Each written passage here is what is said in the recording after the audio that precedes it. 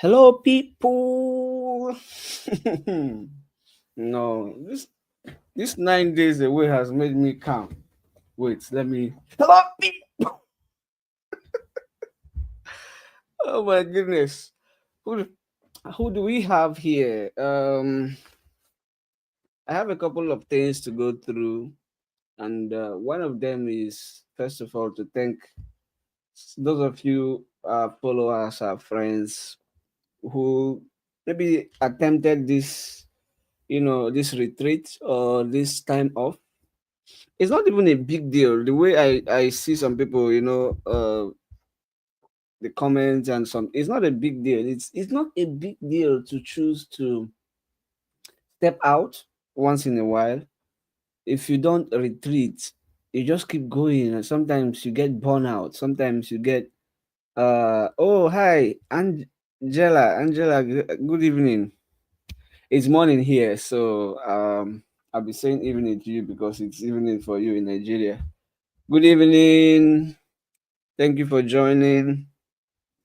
So, usually it's not a big deal, and I do that a lot, a lot. Those who have known me, my brother, how you day, how you day. Those who have known me before now know that this is like a culture. I do this often. Yeah, especially during Lent. Sometimes during Lent, I uninstall my Facebook. You know, um, it's important, and that's my own thought. It's important to take a moment once in a while to reflect. And those of us who have been through seminary know the importance of retreat. A moment, a time where you pause the normal routine, and you can look into yourself and see what's been going on and how am I doing, how am I functioning, how am I performing, how am I living up to what we call personal values, or there's something we call it in Shonsa. I can't remember right now. I'm sorry. So how am I just matching the things that really make sense, or the things that are meaning for me, the things that are value for me. So if you don't stop, if you don't take out that time to reflect, you will always continue to go and keep going, and there's a lot of tendency that you get burned out, that you maybe even go off track. What was your original goal? Ah, look at this comment. This one says, "Good evening, sir. Good evening. Good evening, comfort. Good evening, King Cheerful. Good evening, Angela. Good evening, Cassie, my G. And good evening to all of you. Yeah, so why did we do what we did? Why did we take a time off? It's very important. If you can't go about life, you can't do life just like a rat race. At some point, you need to pause, ponder, you know, think about your life. And even if it's not like you're not doing what I'm doing on Facebook, you don't have any social media large presence, you still need it, because there's a lot of noise on social media. A lot of noise. Every Okay, there's a book I'm going to recommend to you all. Um, and I want to read it first before I recommend it to you. Somebody told me about it. I think it's about a very powerful book. It's about attention economy. Like in life, a lot of things are seeking your attention, such that even when you buy matches or lighter, they have advertisement on top of matches. A lot of things are seeking your attention from morning till night. And if you're not able to choose what you give your attention to, you are just being moved around by tides and by what is happening around you.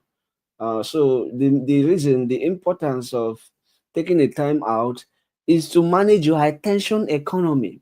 I mean, all the things we watch on social media, you click, you view, somebody is getting paid because it's your time, right? You click on this, you view on this, somebody is getting paid, and it's economy. So attention economy, you have to manage that your own economy, because you are the one who give it. You should be able to choose who you give your attention. And that brings me to a quick confession. We do accountability here, so none of you knows it, none of you asked me for it, but it is just important that I continue to be transparent with you all. Yes, for these 9 days, I uninstalled my Facebook, or I deleted my Facebook apps. But once in a while, I'll go through Google and put www.facebook.com, maybe like 5 times in all, and I'll just type Son of Big God so that I see how people see my page. I just like Son of Big God, and I flip through. I'm like, okay.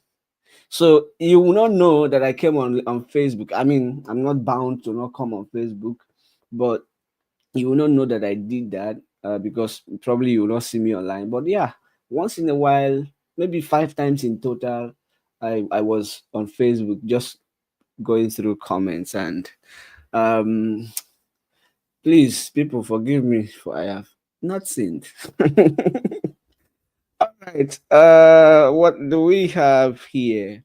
So I want to thank all of you who joined us in this retreat, in this quiet time, in this time off, however you were able to do it, whatever you were able to achieve. I hope that this invites you to consider a culture of retreat. Some people do it once a month, some people do it once in 6 months. I would love to do it once a month, and I'm still thinking about it. But my admins will not allow me to rest. They were okay. They were actually counting the days. Boss, it's 1 minute, it's 2 days more, 4 days more, you know. But it's okay. So oh man, there's a lot of comments here. Thank you all for joining. Please share the live so that, oh, thank you, Cassie. Thank you. A lot of comments. Thank you all for joining. Thank you. So why are we here? What are we doing here for today? Actually, for today, I wanted to respond to a few comments on some posts that I just feel I would have loved to respond to them, like with another post. But maybe you will notice that going forward, a lot of energy I've poured into this platform and into this activism, advocacy. Most of that will be I'll be thinking about sharing it, sharing it differently or equally, because we have to live life, right? Uh, I'm trying to look for. There's a comment from a very good friend, a Reverend Sister. She has followed this platform. I mean, very, very devotedly, I would say. And there are even other people who have been on this platform. So they left comments, and I feel like, no, I need to respond to this. The reason is because one of the things I say is every voice matters. Your voice matters. So um it is pleasing, it is fine, it is fun, it is kind of refreshing to read your beautiful comments, to see your support, to see all the positive comments. I love to see those. And I mean, those are or an addition to just what informs our, like, oh, okay, people are hearing, people are listening. However, there are other comments on the negative side that we are not angry with. We don't have any problem with those. Those also need to be responded to. Um, and to the degree that we continue to respond to them, we continue to show that, yeah, we really want openness. We really love conversation, and we can't go about difficult conversations without at least the decision or the attitude that's open to have conversations even with people who do not agree with us. So there are some comments I would love to respond to. I don't even know which post that comment is on again. I don't know. I don't know. I don't know. I don't know. I think it's a post on when I was talking about the the oh, there was a comparison, even though it was not really a comparison, but people understood it like that, between the priesthood and other vocations. So yeah, a couple people came to drop comments that I really think need to be responded to, and not that all the comments do not need to be responded to. It's just that I'm one person, and by the way, I have admins who, now this is a very important point. I have admins or an admin, but I have tried adding them so they can help to make sure that people are being responded to in a timely manner. But the challenge we've had is that once I add them to have access, and I'm saying this so that if anybody knows a better way to do it, you could reach out to me, could let me know. My WhatsApp is on my page here, and you can write me a direct message. So once I add admins to this page, it reduces the visibility because the admins I'm trying to add are in Nigeria.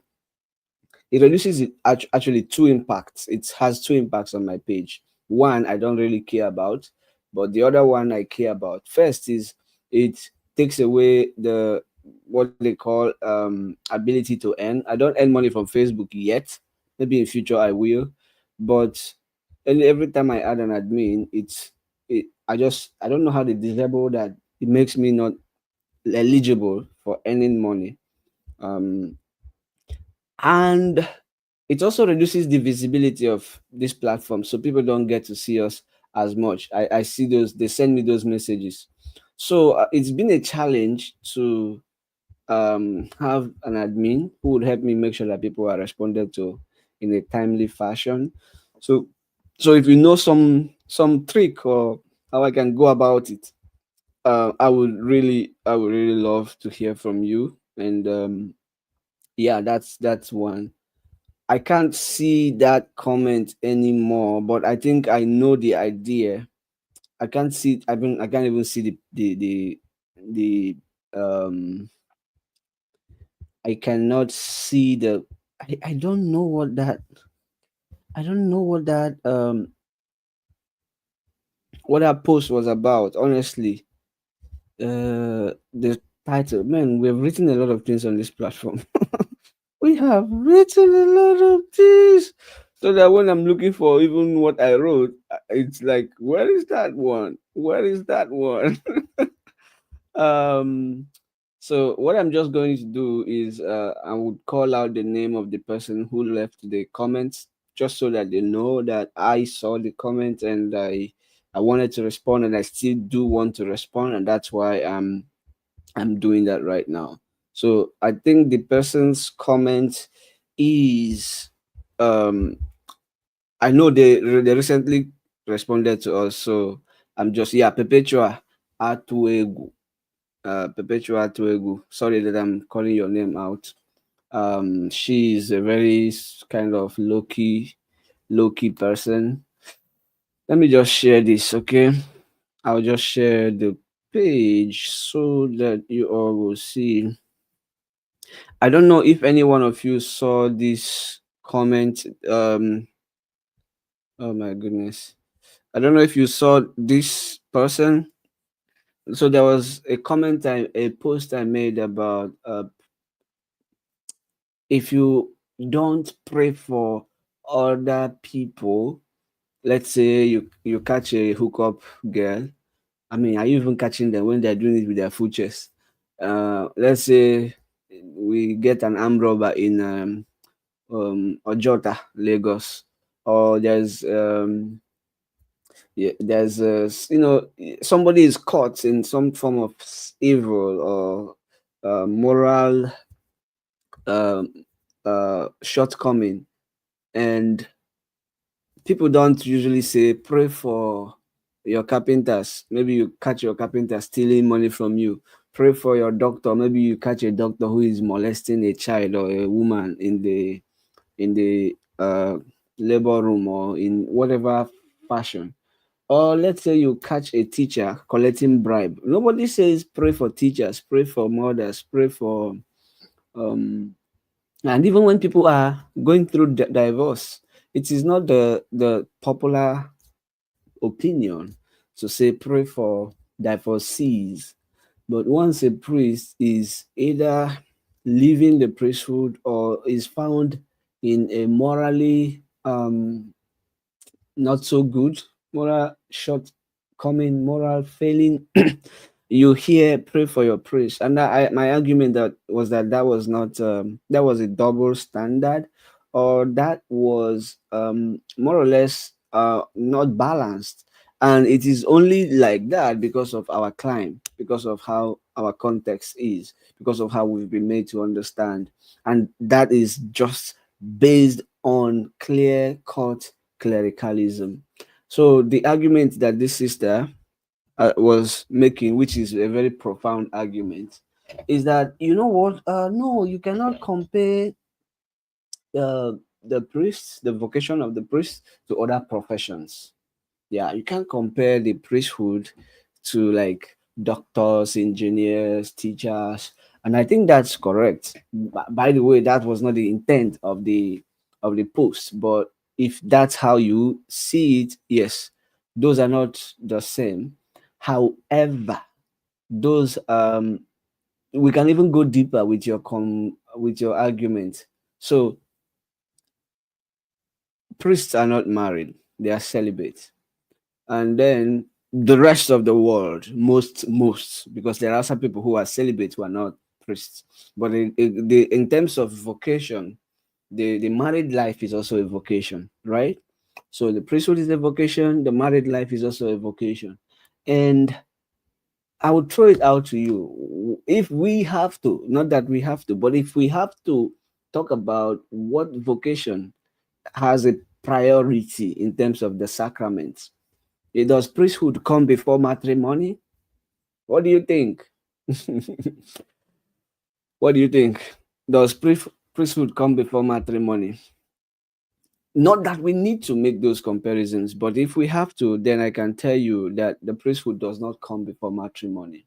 Matrimony is prior to the sacrament of ordination. Yeah. So without priesthood, sorry, without the family, there will be no priest. But there were families without the priesthood. I mean, that's a very loose argument.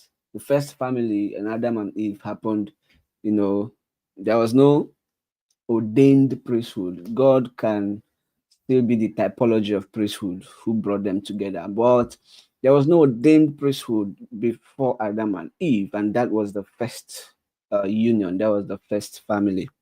So even without that argument, you can throw that away, forget that I said that, and just imagine who is the priest that does not come from a family, and there no family comes from the priest. You know, so in terms of what is more important, the priesthood is not prior to the matrimonial um, life, to marriage. The family life is prior to the priesthood. That's why I think one part of the ordination ceremony says they were taken from among men. Every priest comes from a family, but not no family comes from a priest. So, like I said, not that this comparison is important, but just to put it out there, that if there is anybody we need to pray for, we should pray for divorcees. When people are thinking of divorcing, we should be praying for them, because we don't know how many priests are going to would have come from that marriage. When a barrister is misbehaving, pray for the barrister, because he's going home to a family where he's probably a wife or a husband.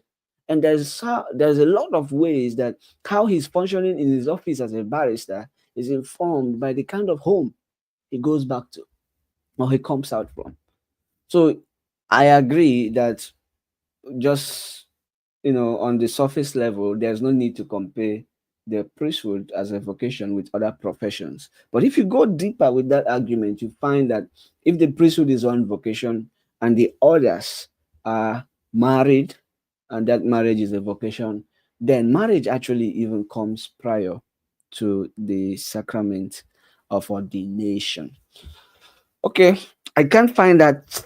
I can't find that. Oh my goodness, a lot of comments. Hello, Shemus. Oh my goodness, you. Thank you all for joining. Honestly, I just. Oh my goodness, a lot of comments here. Thank you, thank you, thank you. Please share this. Please share this. Share this to your friends. Let's see.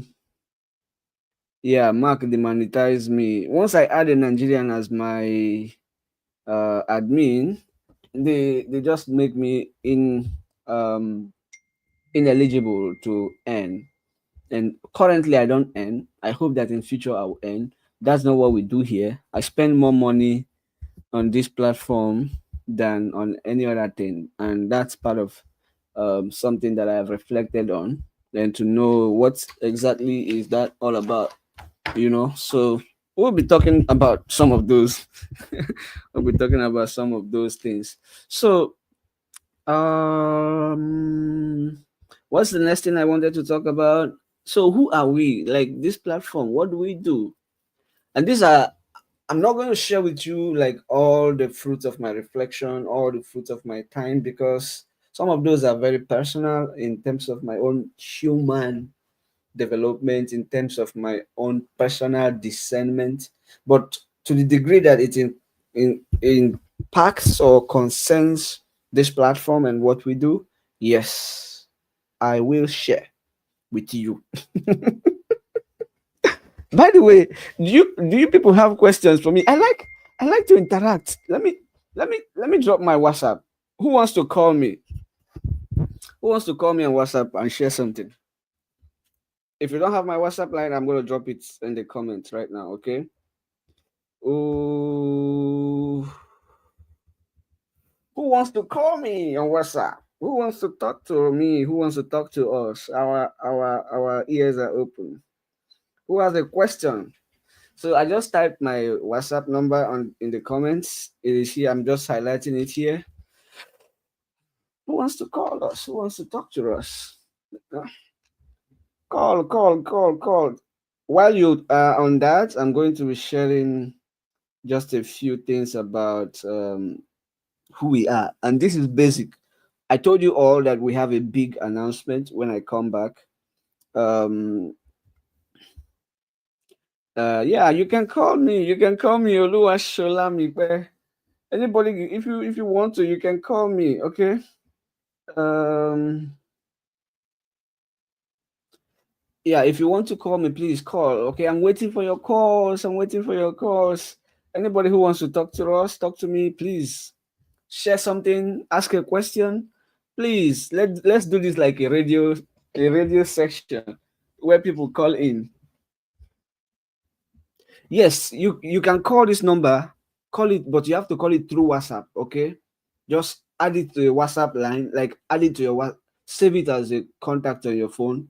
When you are saving it, make sure you add +1. So add the +1, then save it, and then the country is US. Then you can go through your contact, your WhatsApp, and call me on WhatsApp. If you call direct, it will not come in because this phone number, I'm only using it on WhatsApp. I've closed it on like the regular direct phone call, because if I do, I have to pay for it, and I have another phone number which I don't use for Facebook, so I can't pay. I don't want to pay for two phone numbers. Who is the number is up here, Cynthia. Anybody who wants to call, please go ahead and call me. By the way, as you do that, I'm just going to share um basic. More is going to come. More is going to come. Okay, more is going to come about what I do. But the basic things, I have two big announcements that I'm not going to reveal today, but they are so big, they are so fascinating that I just wanted to know, because I have made that promise that when I come back from my time out retreat that I'll be sharing some big news. So yeah, I have two that I'm not gonna share today because some things need to be, some I's need to be dotted and T's crossed. Other than that, I'll just give a quick summary of like who we are. Ah, can you guys believe it? Look at that question. I cut this hair. I hope the back is not going to disappoint me. I cut the hair. I cut the hair by myself. When you come to this country, you find that some things you have to learn to do for yourself. By the way, while I was back home in Nigeria, I used to cut hairs. I barb, not professionally so much, but somebody just called me and it ended. Let me call them back. Ooh, okay, who's that? Hello. So yeah, I cut the hair myself, Anthony. Thank you, Angela. Thank you. Thank you. Okay, so I have somebody on the phone. Who do we have here? Good evening, sir. Good evening. What's your name and where are you calling from? My name is Ken Chef. I'm calling from Nigeria, Enugu State. Okay, I don't become radio people. So you know they say I don't become radio. Where is your name and where are you calling from? Turn on the volume on the My name other dial. is my very good friend. His name is Sonegido Bakochi. He's greeting too. Okay. I see Gideon. Okay. Gideon Makochi. Hi. So this is who is calling Yes. King Cheerful. Cheerful, do you have any question for us? Or any comment? Okay. For now, I don't really have a question. I just want to commend your work because you're really doing a great work, and actually, we are actually learning a lot from it. Wow. Thank you. Thank you so much. From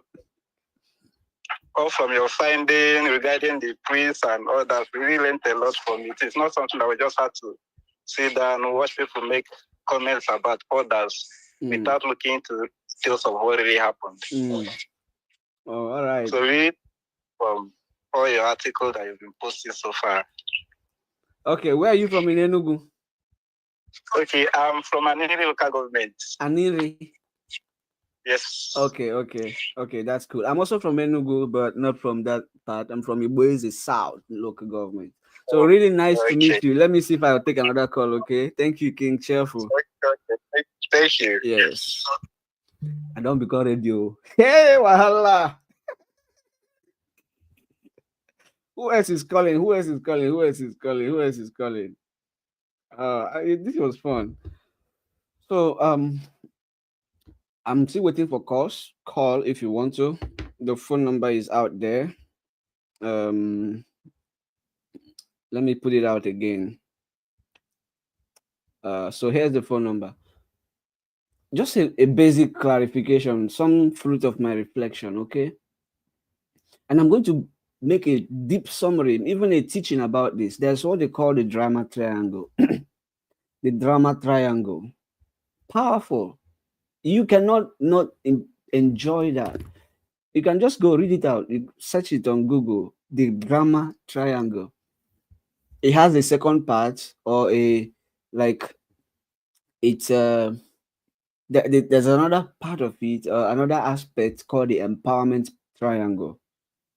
If you understand those two things, the way you function in the world moving forward will just be different. So the drama triangle is one. It has the persecutor, it has the rescuer. No, persecutor, rescuer, and victim. Persecutor, rescuer, and victim. And I'm going to give a very reductionist, simplistic, very simple explanation of the drama triangle. It has the persecutor, the rescuer, and the victim. So triangle, right? Triangle. So persecutor, rescuer, and down you have the victim. These three people have a need. They need to recognize their need and their boundaries. And what he just says is that in all the ways and all the times we function in the world, in our relationship, at work, in different places, we are either a persecutor, a rescuer, or a victim. So the moment you begin to tell somebody, oh, you see what that person did to me, that's terrible, you are looking for somebody to rescue you. And by the time they join you in the gist, you don't mind those people. Very terrible people. I don't even understand why they say they are still Christians. You are now being the rescuer. And who are you talking about? The persecutor. You see how those end? Good. So a victim is always in need of a rescuer. And the rescuer is always in need of somebody to rescue a victim. And the persecutor is always feeling that the victim desires, or not desire, the victim, he got what he deserves, or he deserves what he got. Because the persecutor does not see himself as a persecutor. The persecutor does not see herself as a persecutor. The persecutor is always believing that they are acting from a place of self-defense, or they are just being they're just giving back what was given to them, or the victim is just so daft, so unintelligent, so uninformed that they don't do the right thing. And if they don't do the right thing, what they get is what they deserve. You know, the point about these three people, these three themes or ways of functioning is that, and I didn't like this, I didn't believe this when I was first studying it, is that each of them is denying a need. Each of them is denying a need. The rescuer is just a good person that loves to function, to help people, to support people. But there's the need the rescuer has. The need the rescuer has is the need for boundaries, the need to name or to be aware of his or her own needs. Like, no, sometimes I need to be on my own. Sometimes I don't want to as over sacrifice myself. I am a human being too. I have a family, I have a life. The rescuer is like a savior. So the problem around the rescuer is the savior complex, the fixing complex. And they are not actually rescuing people just because they want to rescue. They do that because they are good people. However, overly functioning in that circle makes them lose sight of their own needs. And that impacts them because when the people they are rescuing are not reciprocating by appreciating them all the time, they feel burnt out. And these people here, the victim, the last thing they want to do is to appreciate you. They want you to save them. But when you are done saving them, they'll say, God bless you. It's like to just come out and say, this guy saved me. This guy is my rescuer. Because it makes them look weak. It makes the victim look weak. The victim is already weak. But to come out and just name that, oh, this person saved me, this person rescued me, or all of that, is the hardest thing for the rescuer to do. Somebody is calling. I'll just put you on hold. What to do is to appreciate you. Hello. They want you to save them. But when you are done saving them, you say, God bless you. It's like to just come out and say, this guy saved me. This guy is my. Hello. Hi, boss. Good evening. Good evening. Who do we have here? This is Mercy. Okay. Oh, this is the first time. Oh, I think I chatted with you before, right? Yeah. Sure, we've chatted before. Okay, that's Blessing.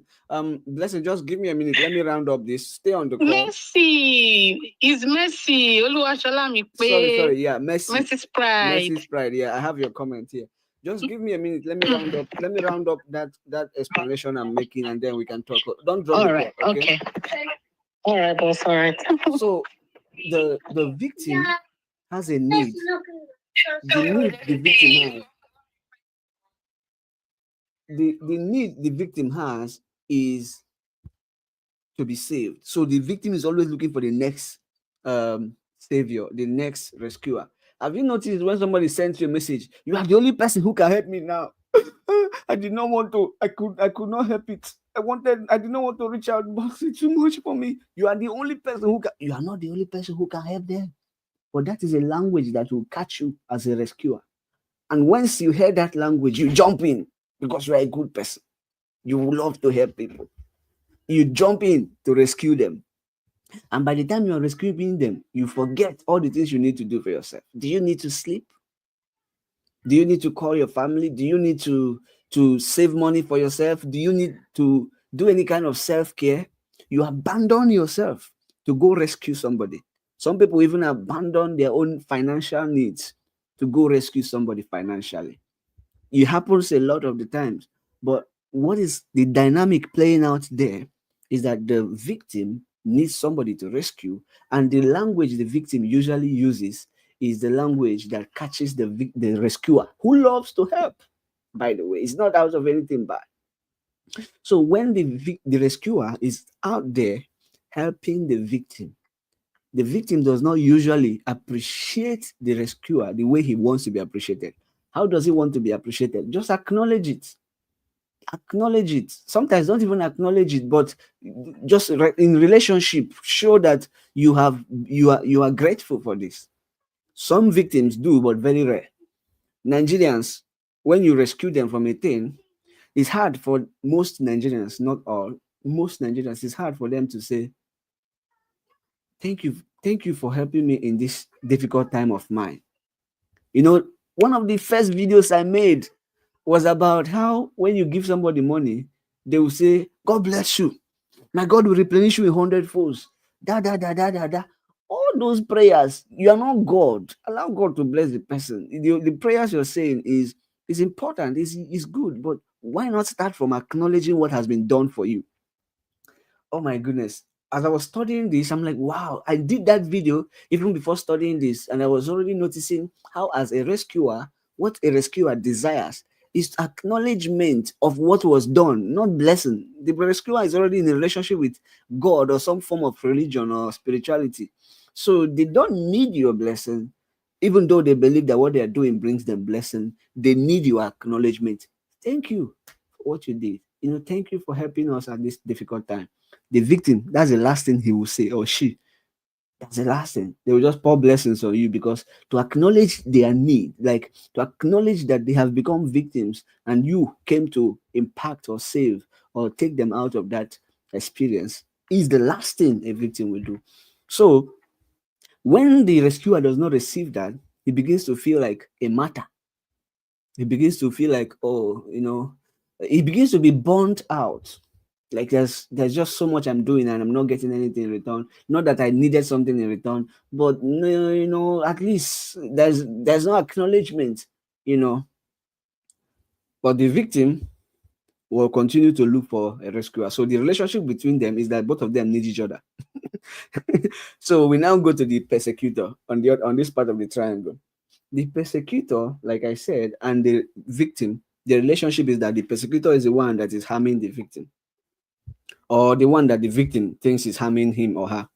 So the relationship there is that the victim will always be trying to get out of the victim place.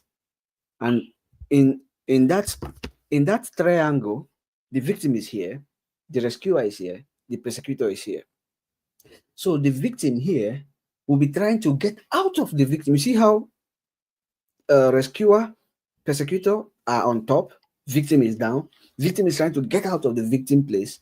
And how is he trying to do it? To displace either the rescuer or the persecutor.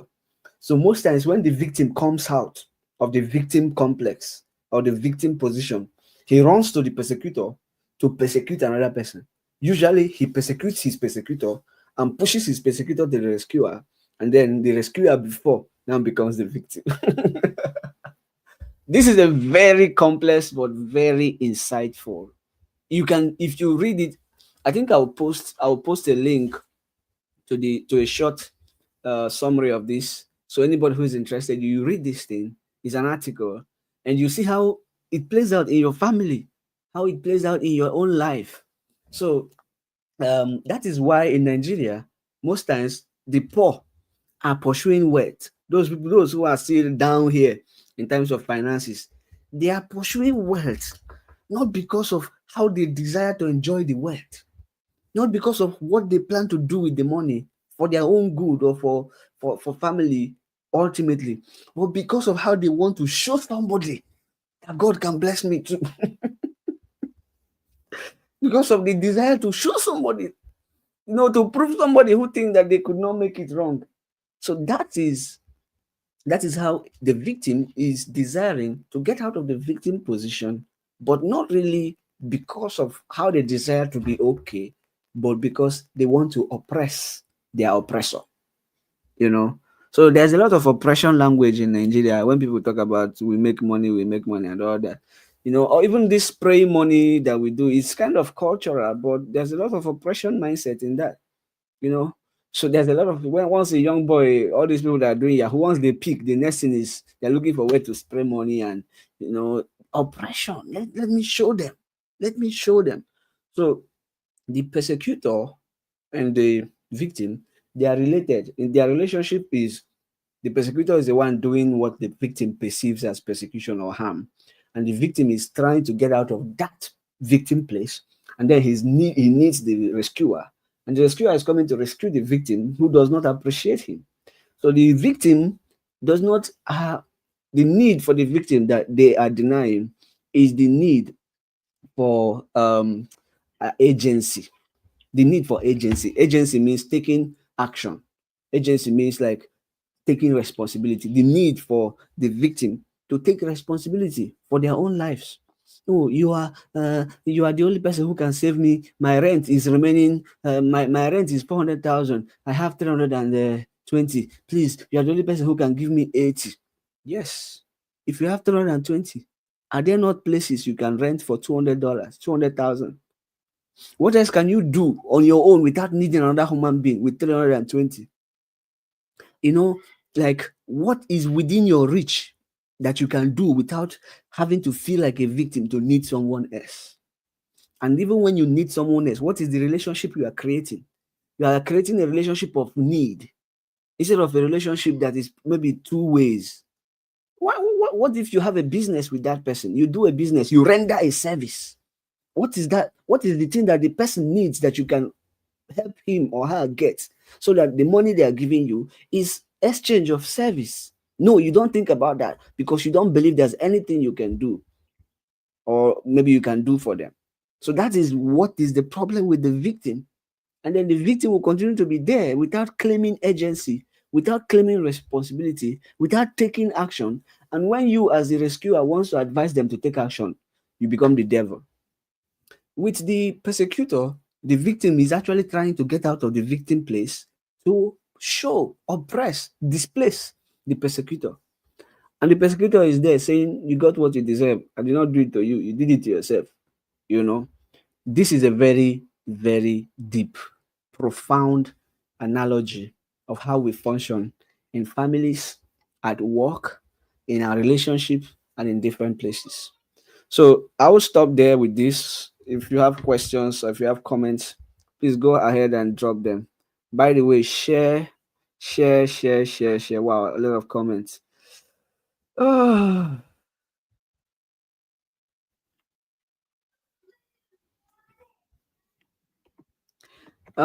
Okay. This guy already has he already has a Ako. Let me see what you said. A skilled rescuer who actively listens to both perspectives of the situation. This adept individual not only seeks to understand the nuances of each party's narrative, but also aims to create a balanced environment where both voices can be heard without bias. By engaging the experiences and emotions of both the alleged victim and the supposed persecutor. This your comment is long, but thank you. Thank you. So I told you people there are two: the victim triangle and the empowerment triangle. I think I will make another video on this because the diagrams, I need to draw the diagrams and be pointing them. So the empowerment triangle, in the empowerment triangle, the rescuer becomes a coach. A coach. So instead of just coming to rescue you, the victim, they coach you. What do they coach you to do? They coach you to gain your own voice. They empower you instead of just giving you 1,000 naira or 2,005 every week for food. They empower you. Maybe help you get a business, or maybe help you see in you something that you can do to bring to life your agency, to bring to fruition something that is really already in you. So you know what coaches do, right? Coach does not do the jogging with you, but keep going, keep going. All those motivations, all those empowering language, empowering activities. The victim becomes empowered as one that knows that they can do something for themselves. Just think about your best coach. If you are a soccer or sports person, what is the impact of your coach? So the rescuer does not come to rescue anymore for rescuing sake. He empowers the victim. And uh, in the empowerment triangle, the persecutor is no longer seen as the persecutor. The persecutor is now seen as the challenger. As the challenger, that this person is challenging me to be a better person. So I'm not going to come to prove them wrong. I'm going to prove myself right for myself as the victim. Meanwhile, in the empowerment triangle, the victim is no longer the victim.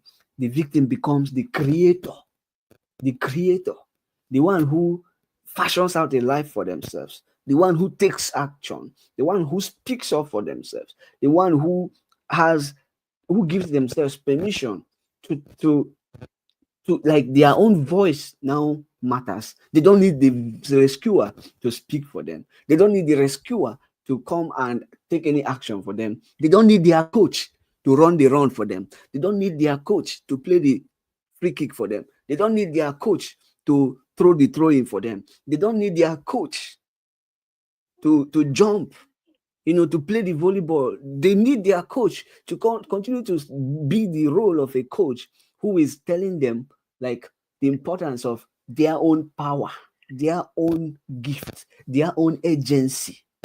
I don't know if you see it now. So the empowerment triangle is more positive, where the coach now recognizes that he has a need. He doesn't have to run the victim's run. The coach, who was a rescuer before, now recognizes that he doesn't have to run the run. He doesn't have to walk the walk. He doesn't have to live the life of the victim. He can actually empower the victim to be a creator. So from being a victim becomes a creator. And the persecutor, because the persecutor does not think he's doing anything to the victim. So the victim, who has been seeing the persecutor as a persecutor, now becomes a creator, like a life affirming, and like there's energy coming forth from the initial victim, who is now a creator. So being a creator, he's no more seeing the persecutor as somebody who is doing him bad, but as somebody who is challenging him or her to become better. So even if you're making money, you're not making money to go back and oppress your challenger, your persecutor. You're making money, you're being successful, you're succeeding to create success. You're being successful to create like a life for yourself, to create joy, to create freedom, to create the things that you call value. So that is the different things. So in a lot of ways, I must confess, I have functioned as a rescuer on this platform. I've functioned as a rescuer. I just hear about something and I rush to go there and help. Be coming down. Be coming down. And the people you are rushing to go and help also need you. Do you remember that? The people you are going to help need you. So in a lot of ways, I've functioned as a rescuer on this platform. That's one of the strong points of my reflection. That, and when you function as a rescuer, you forget your own needs, you forget your own boundaries, you keep pouring out yourself till you die. Not that these people are not seeing it; they are seeing it, but they will never. They lack the honesty. Not that they are lying. Not that they are not liars, but it is just in them as victims not to have that Okay, let me just make a quick let me give you an example. All the people that I have helped, have you seen any of them? Okay, I'll give you an example. When I graduated in May, I spent 1.7 million naira helping ex-seminarians. I think it was a total of 86 ex-seminarians.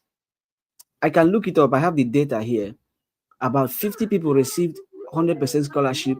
About maybe 25 people received 100% scholarship. 20 received partial scholarship.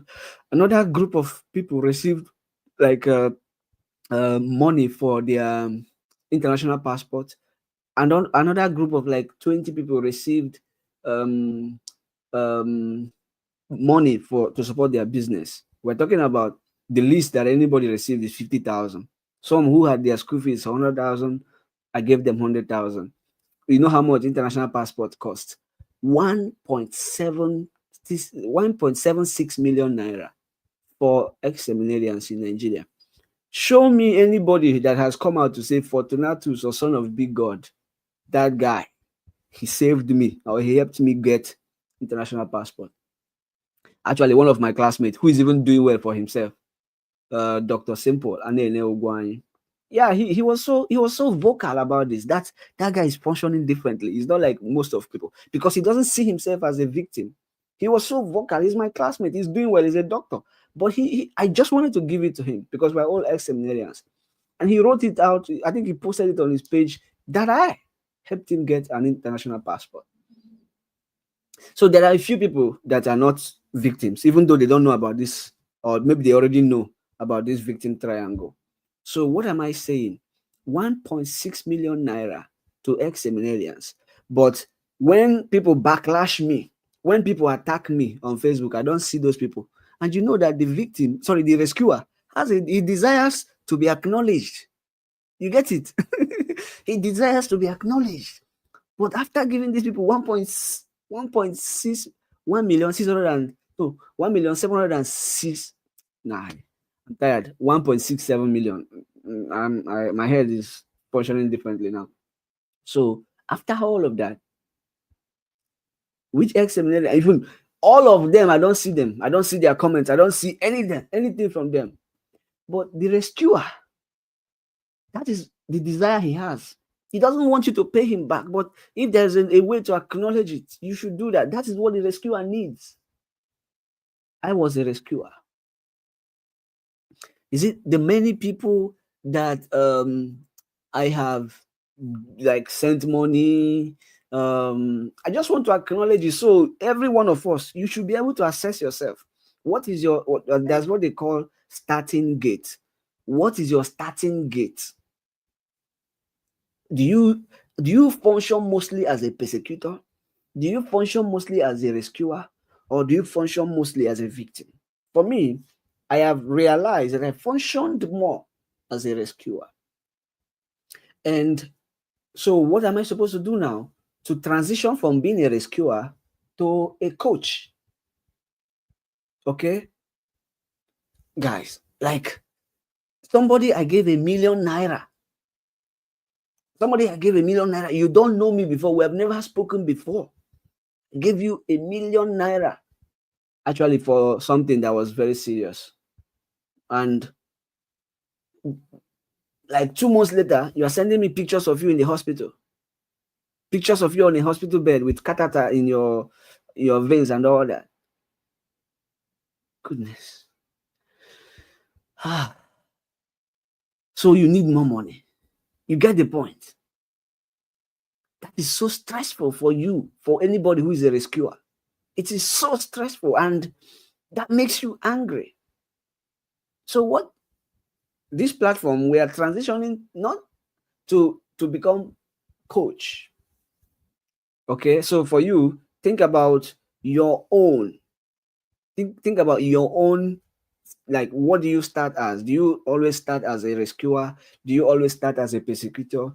Do you always start as a victim? And notice that most victims don't acknowledge that they are victims. So if you ask them, if they're very honest, they will say they start as persecutors.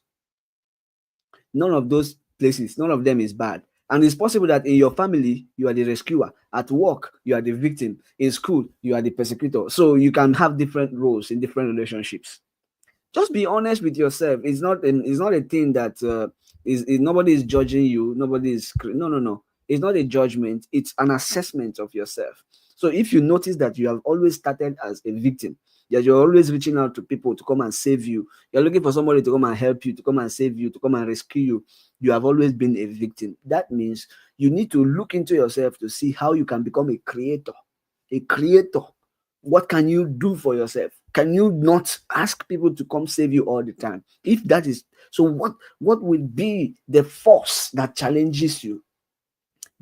That will make you to see your persecutor, even if your persecutor is in Nigerian crime, the Nigerian economy, the Nigerian context, just being in Nigeria, or just being a Nigerian in Nigeria.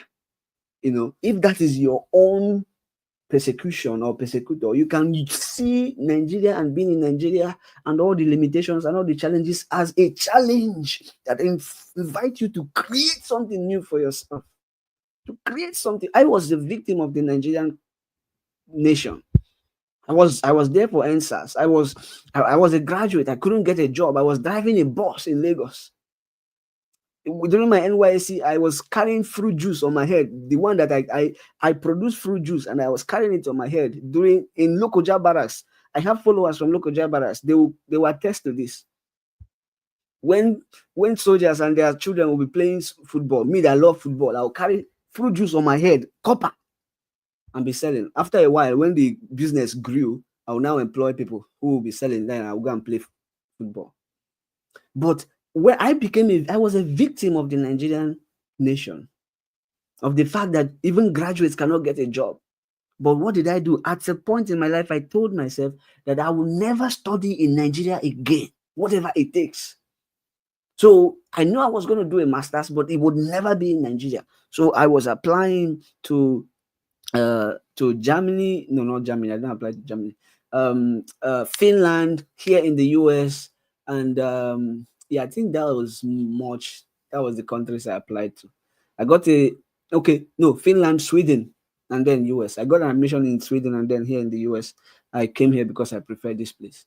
So it's not a bad thing to acknowledge or to notice that you have at one point in your life, or that you are currently identifying as a victim. If it's okay, the thing is, what can you turn from being a victim to being a creator, to create something for yourself? Okay, so this platform, we have functioned more like the rescuer, and as you can all see, the rescuer will suffer burnout, will suffer a lot of stress, because the rescuer, being a good person, like they are fundamentally good, and they begin to sometimes even think of themselves as matter. I don't worry, if they kill me, no problem. Maybe they kill Jesus. That is true. But if you recognize your need today, you may not be killed. You may live longer. If you recognize that, for me, for Son of Big God, sometimes I stay up 2 a.m. to be able to call somebody in Nigeria. 2 a.m. here. 2, 3, 4, 5, 6, 7, 8, 9, 10, 11. It's 11 a.m. Like the recent case we just handled in Amimo. They went there at 11 a.m. in Nigeria. I had to be up here in my room by 2 a.m. to call them, over an hour. And then I spend hours to edit the videos. To do what? To rescue. What if I ask them, go there, record a video, send to me, and I'll post it? I empower them. Empower them to know that there's something they can do. They can create. They have a voice. They can participate in their own emancipation. They can participate in what is a just cause for them, unless they don't believe that's a just cause. And I think they don't, because I still have to send 100,000 to each of the people that went to do that investigation. If they really believe it is a righteous cause, I don't think they need to be they need to be paid. And I'm not saying they don't believe it. It's just that from a place of a rescuer, I really wanted to. I want to rescue. So this platform has functioned largely like a rescuer. And that has created burnout on my body. That has created burnout in my relationships. A lot of my friends, I don't know the last time I spoke with them, because every time I am typing, I'm posting, I'm typing, I am editing. I don't have time for myself. You know, this savior, this fixer doesn't have time for his life anymore, even his family. Oh, I'm saying this on live because I just don't I recognize now that I have need for my time. So when I'm done here, I go to the next thing I have to do for myself. So why are we saying this? Why am I sharing this with you? It's important once in a while that you think about this. And I'm going to be posting this article for anybody who wants to read it, so that you can appreciate where you are, and you can also see that you can change. Like, if you are a rescuer, transition to a coach. You know what a coach does? He doesn't run the run for the athletes. He doesn't play the penalty. He's on the sidelines telling the player, you can do it. He's on the sidelines telling the goalkeeper, you are so good at that. I know you. He's on the sidelines cheering the players up. He's on the sidelines cheering the runners up. That's what the coach does. So I'm going to transition to being on the sidelines cheering all of you up. In fact, during my this 9 days of reflection, I collected all the posts I've written about clericalism, accountability, and transparency in Nigeria. 86,000 words. If I have time, that's a book. That's a book already. So there's nothing new that I'm going to say again about this topic that I've not said. Honestly, it's just going to be, fleshing it out. If it's a different story, we apply the principles of the fact that poverty, love for wealth, and love for status, respect, fear, that we call some part of it is culture. Our culture of respect, which has degenerated to a lot of fear of authority, inability to question authority, even with love, inability to, and fear of self, lack of security in Nigeria, that if you speak up like this, you may be demonized, you may even be attacked, your family may even be in trouble. And the fact that the seminary system in Nigeria has become, and it's never been different, it's just goodness. Fear is what drives a lot of seminarians. Fear that they will be expelled tomorrow. If that is changed, our priests will be formed in love, and they don't come out anymore as authoritarian figures. They come out as servant leaders. All of these I have already written in different posts. So there's no new thing that I'll tell you. Now I'm going to transition to be a coach. If you have a case that you want us to address, do the needful. Write it. Send to me. If you don't have a big platform, I'll post it. I'll probably do my own due diligence to make sure that it's not a lie. If somebody assaults you, video it. Post it on your own platform. And I'll come. You can let me know, and then I'll share it too.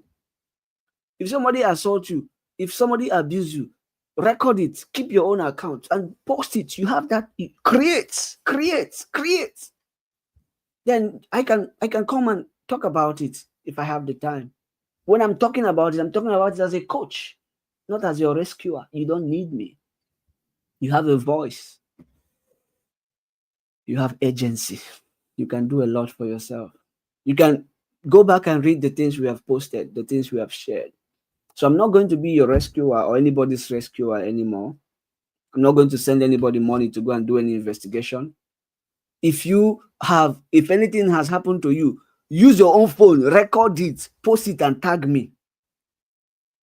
You have agency. You can do something. You can create. That's a content. Create it. Tag me. And then I can, as a coach, I can amplify it. I can boost it. Okay? I'm not going to send anybody 1 naira to do any investigation anymore. That era has passed. It was not a mistake. It was just from a very enthusiastic, passionate place that I was functioning. But there's no need for that. Jesus has already died. The world is not all saved. If I die, when I go see the enjoy on ourselves. You hear me? If I pie now, una go still dey enjoy una sef. So I no go kpai. I want to live the life that God gave me. We're not stopping this course. No. We're not stopping. We'll continue to write, we'll continue to engage, but from a different posture, from the posture of a coach, from the posture of a brother. And the goal is that we invite you to take your own agency seriously, to take your own voice seriously. Speak about these things and tag me. Speak about this, write about it and tag us. You know, that's what I'm trying to create now. To invite you so that you will have agency to be a creator and not a victim. Because as a victim, you will never, ever, ever stop being a victim. You enjoy being a victim because there's always a rescuer coming to rescue you, or you are looking for the next rescuer. If it's not Son of Big God, you are looking for Lucky Udu. You are looking for all these other people who bring things out. Put it out there and tag me. Don't tag me to what does not concern me. My role here, what I do here is accountability, transparency, clericalism. And you guys think I'm just doing it because I'm angry or that one concern concern me, concern me. Anyway, there are a couple things that I will be doing that will show that we are deeply passionate about this, and this is what the church is actually passionate about. It's just that in Nigeria for now, see, Sheamus, I am a coach now. I'm not a screen. Wait, my heater is on, and I'm beginning to sweat. Camera, follow me. Okay, it's not tracking anymore. Good.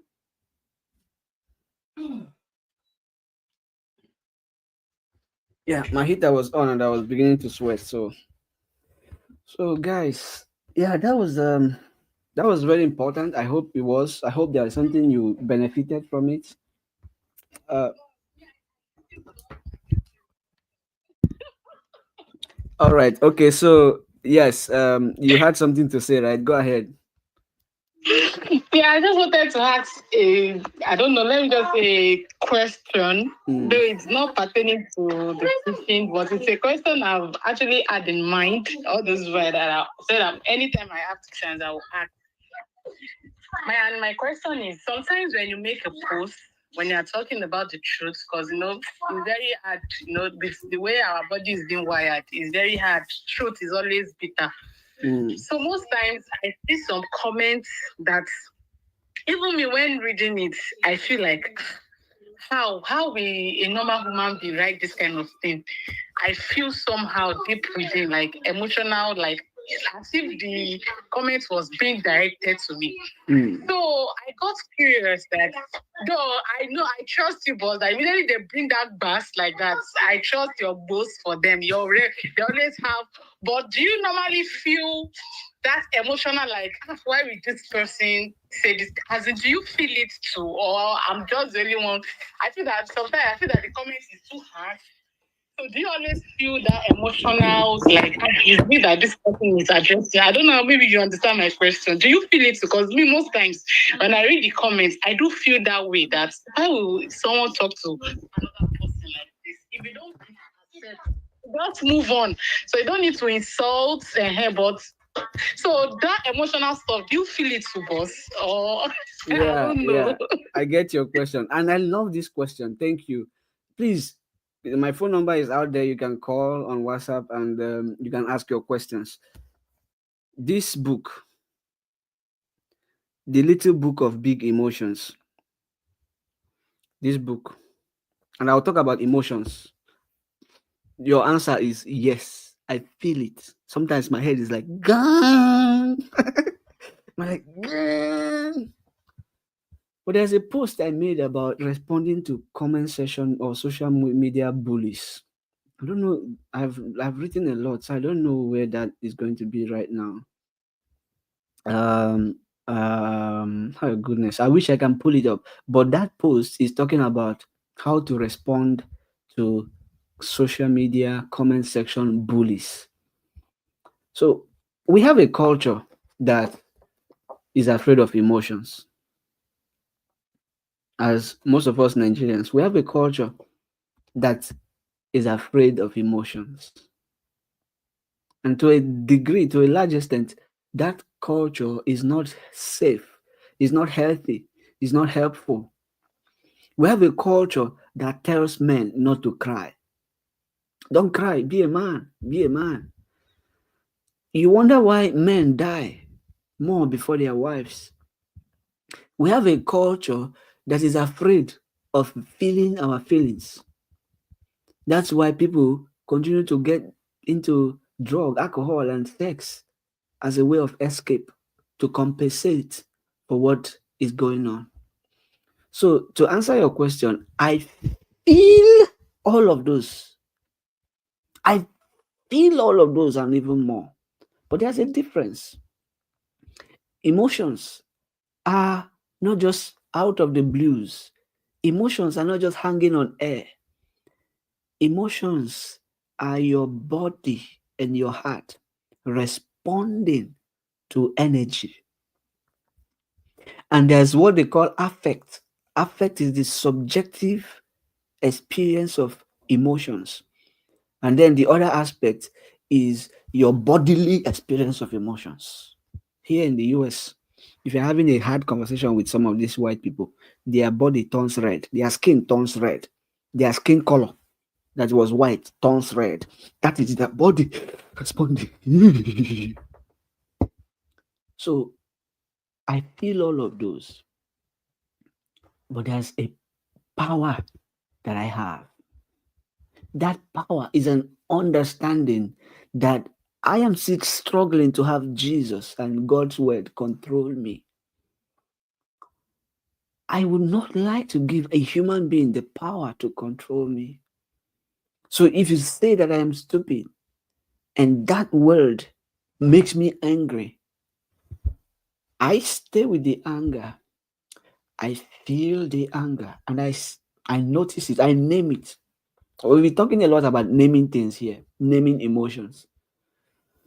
So emotions are how our body is responding to a lot of things that we hear, that we experience. But they are caged within our body. The moment you notice how you feel and you name it, you liberate it. Why? Because when you name it, you go deeper to ask yourself, but why am I feeling angry? Let's say that somebody says, I am bitter, I am stupid, I am just angry with the church, with the Catholic Church. First, I'll be like, God, this is not who I am. How am I feeling now? I'm feeling angry. I'm feeling like I'm feeling unsafe. I'm feeling attacked. I feel panic. Oh God, why am I panicking? Because the people who follow me may think that is true. I feel fear, I feel worry. Because I want to clarify this. And then I stay back and say, as I name those feelings, they begin to leave me. They begin to leave me. But you don't stop there. I ask myself, why am I feeling like this? Beneath anger is love. Beneath anger is expectations dashed, expectations not met. Beneath anger is just care. Anger is not always the first thing we feel. It is coming from already foundation of love, care, expectation. So I feel angry because I expect that this person should understand what I'm doing. I feel angry because at the core of my being, I love this person, even though I don't know them. I wouldn't wish them this harm. I wouldn't hurt them like this. I feel angry because I love me. I love my image. I love what I'm doing, and I don't want somebody to present me wrongly. So when I notice those, and I come to a place of understanding why I'm feeling angry or feeling sad or feeling panic, I have taken control. I have transitioned from being a victim to creating. So what do I create? I create a response to them that sees them beyond who they present to be. Some people, I create a response that can invite them to have a reflection of what we are doing. So yes, I love that question. I feel all those, but I don't give them the power to control me. I stay with them. I name them.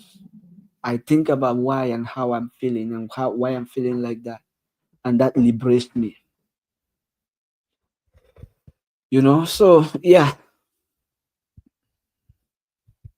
Um thank you. Does that answer your question? Oh, she's no longer. Yes, boss. Yes. Thank you very much, sir. Thank you so much, sir. All It right. has answered like no more curious again. Yeah, I feel those. So yeah, I do feel those, but it's normal. You cannot come out publicly like this and expect that everybody understands you. So some I ignore. I ignore some because I will assess, do I really have anything to gain if I engage with these people? When I'm sure that I don't think so, I ignore them. Some I delete them and block them. The reason why I delete and block them is that I feel that their energy is so negative that I cannot engage. I will feel my feelings, especially when they banned me from commenting. So if I cannot explain this, I won't leave it on my platform. So I'll rather delete you and block you. You'll never see what I posted. I didn't come out here to impact everybody. I came out here to impact those who are willing to listen. And if you are so not willing to listen, and you are so mean and willing to present me as what I am not, without any room for conversation, then you do not deserve to see all the passion that I bring into this, and I will block you for life. When I block such people, I also select block them on any page or account they will create. Yeah, that's me noticing my need. I need peace from this kind of abusive people. I need peace from this kind of negative people. So I choose who is in my circle. I sanitize my circle. We can have conversations, we can disagree, that's fine. But if somebody is still at the level where they cannot disagree, all they want to do is to tarnish another person, not objectively. I know I've held people accountable, I've dragged people, as you people call it, I've dragged people. But what I do is on the issue. On the issue. You said ABC, but you are doing D. It's on the issue. Hold me to account on the issue. There's one guy that has always, anything I post, he will look for something that is wrong and they will argue. That's fine. If it's something I think I should respond to, I'll respond to it. I will never block him. I love those kind of engagement. But for somebody who does not know me to speak like he's my mother and father and to have such clarity about my personality being so evil, and I don't have that strength. So I block the person. I first of all delete the comment and block the person and block any page or account they create. I'm not here to have 1 million followers. I'm here to have people who can transition from either being rescuers to creators, to coaches, or being victims to creators. People who can begin to appreciate their own voice. This is our church. This is our church. This is our church. And a lot of priests know this and they appreciate this, but they cannot come out publicly for now. The future will tell. So yeah, that's why I do this. Let me drop the call now. Thank you so much, Mercy. Okay. Oscar, bye. I'll Okay. be on the comment section of Facebook. Okay, bye. Let me see. Do I have another call before I go to sleep? Uh, does anybody want to call again? I think we've had a good time here. I'll make a summary of like who I am and what we do and what we are not. We are not a charity organization. We are not a charity organization. I don't even have an NGO or anything.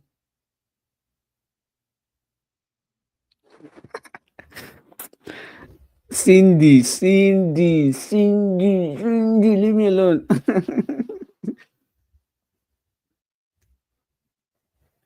So, we are not a charity organization. Don't send me pictures of you in the hospital bed. I cannot save you, my dear brother and sister. I have more than 3,000 plus followers. If I continue to send money to everybody in the hospital, I won't have money to take care of my own hospital bills. I actually went to see my doctor yesterday and I have bills that I have to pay. And there's no one on this earth that I'm sending my own bills. There's no one on this earth that I'm sending my own pictures of me in the hospital.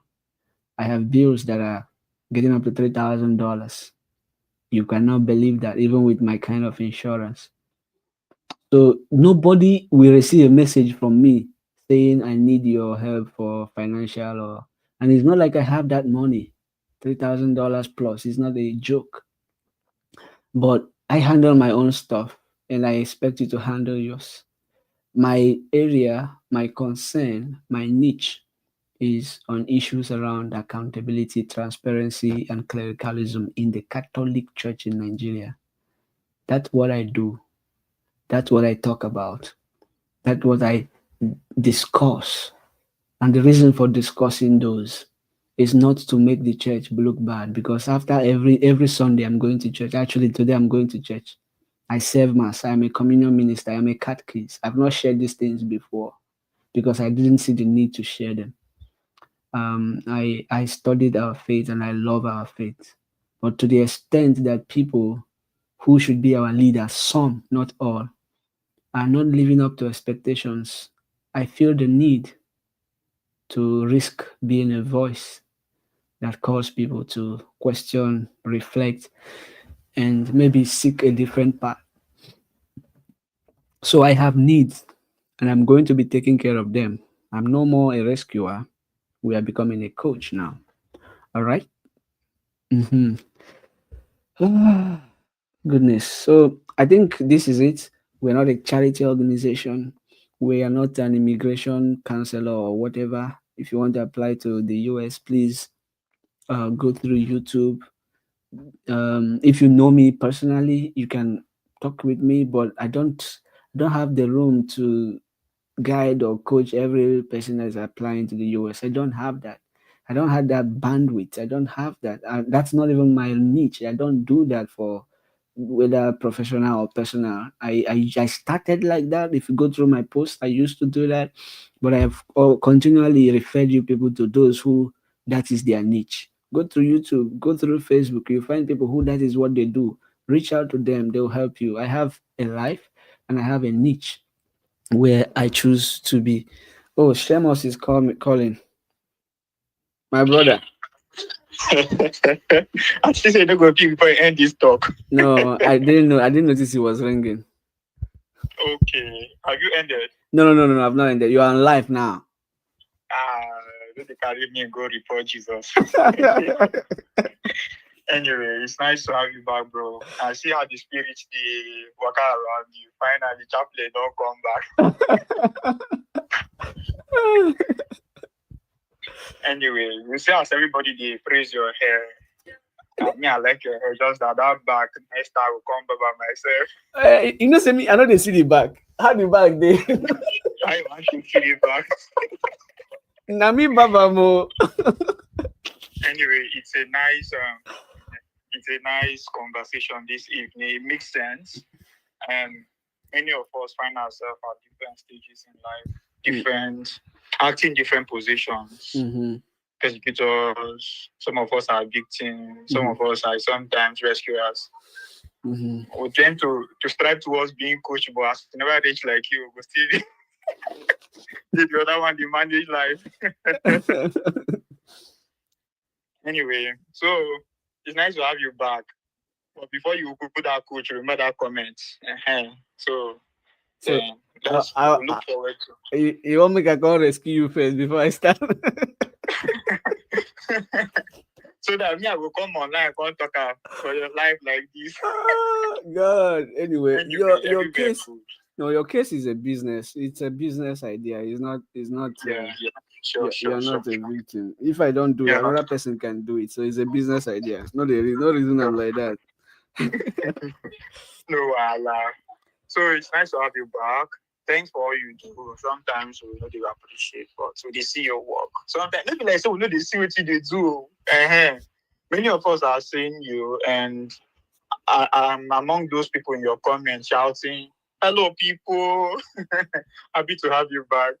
And we pray, say, God will continue to strengthen you. Easy.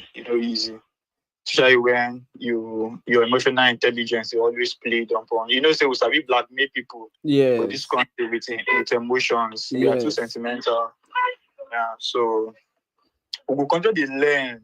And they glad say many of us come online to say come here, come share and to learn. And as go be now, we'll continue to learn. No go sit down here, forget say you get church online, no. Come and do familiar online. So after you finish with the chaplaincy people, come back and meet us on this online chapel. All right. I appreciate you. Seamus is one of the guys I have interviewed here. A very cool-headed young man. He's just amazing. So Seamus, it's nice to have been in touch with you, and I appreciate you. We'll talk more about that business idea. Okay. No problems. Thank you. All right. Take care. Have a nice Sunday. No sleep quick. No. It's a minute to 9 a.m. and I'm going for 1 p.m. mass. Oh, all right. And now be Sunday. Today na Sunday. Be Sunday. Yeah. We see this Sunday. We don't finish Sunday with that. We dey try and then Monday. We dey hustle. We dey do Sunday. You guys are 9 hours ahead of us here, so that's why. Yeah, man. Yeah. All right. Take care. Right, okay. Talk to you later. Yes. Any other person calling before I go? I think I've summarized all that I wanted to do here. Because I repented, Reverend. Thank you, Stephanie. Very, very important person in my life. Thank you, Stephanie. I do deeply appreciate you. You are just. And what was Cindy posting? Said, Cindy, what is your own? Cindy, what is your own? What is your own? With 3 children, you still want to be a reverend sister. It just can't define my hand, man. Maron we go. Maron we go.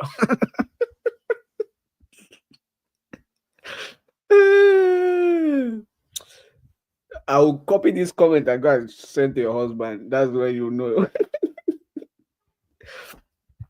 All right. I think this is good enough. Oh, this is good enough. There's so much that we'll continue to do. We're not stopping. We're not stopping this. We're going to continue to engage you as people who respect that you have your own voice. We're going to continue to engage you as people who are listening. We know you are listening, and we honor your voice. So we continue to also respond to your comments as we are often able to. It's not easy. I must tell you. Anybody who knows the job I do will be surprised that I still have time to do anything on social media. Anybody who knows the level, the intensity of my role would be surprised that I'm able to do this. And I'm able to do it because I feel like a good person. However, it impacts me. It becomes so stressful. I lose sleep. My relationships are impacted, even with family. So all of those are the things I want to cut down a little bit so that I can have time for myself, time for my family, time for my friends, and also invite you who are experiencing some of these bad things to know that you have agency, you have you are empowered, or to feel empowered and feel free to give yourself permission to engage these things. Tag us, tag me, and I would probably add my voice to it. But I want to hear you speak first. I want to hear your voice. Unless you don't love the church enough to speak about these things. But if you do, all right, let's have it. Do we have any other comments? I think this has been a very, very interesting conversation. Ah, goodness. Thank you all. So, yeah, I have two big announcements that I'll be making later. This is not a charity organization. I don't do immigration stuff. I am not an advisor. I'm not a spiritual director. I'm not a counselor. I am only a voice beckoning on you to liberate your own voice. I am only a voice sharing the things that concern me and you as Catholics in Nigeria or anywhere. I'm only a voice inviting you that you can also use your voice, use your talent, use your position to seek one form of change or the other in our church. Trust moves, change moves at the speed of trust. So if we do not trust ourselves, if we do not trust some of our leaders, then we'll always be stagnant.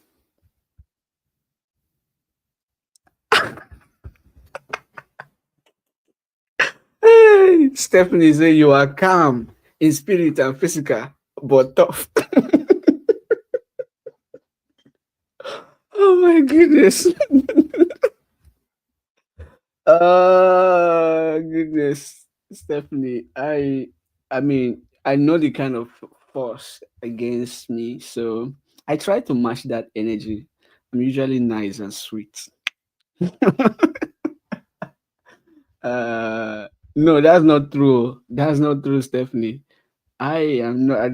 I mean, we are all growing. We are all learning. We're all dropping stuff. We're all, and what I do in the hospital impacts me.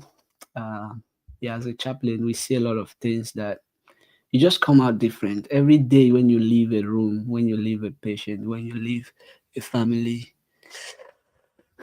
You just come out different. It's like I do recommend that every human being should have an experience of like not working as a nurse or doctor, that's fine, but working as an somebody that has something to do with people's emotions, processing grief, processing loss, processing death.